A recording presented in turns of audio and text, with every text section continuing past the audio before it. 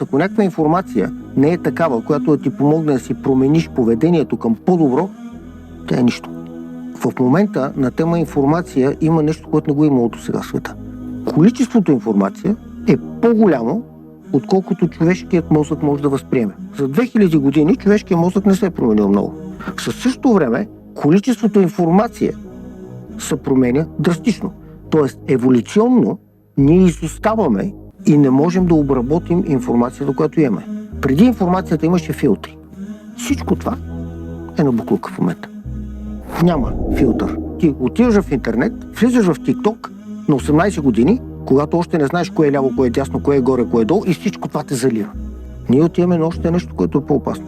Ти дори не знаеш този човек дали го е казал това. Аз мога да направя едно клипче с Путин и да го пусна в социалните медии, никой няма да разбере, че е Путин. И това, което ти го описвам, става в рамките на 100 години. Последното нещо с видеята става в рамките на 3 години. Нали се сещаш, че между информация, която е налична, и промяна на поведението на хората в момента има една много опасна дупка. В главата на едно 14-15 годишно момче или момиче, 18-17-18 годишно, той е TikTok. Той е единия родител, той е другия родител, той е един учител, който той не уважава. Тя е една институция на училището, която няма тази тежест, която имаше преди. Няма и църквата. А пълна каша. Гледай цялото видео в YouTube.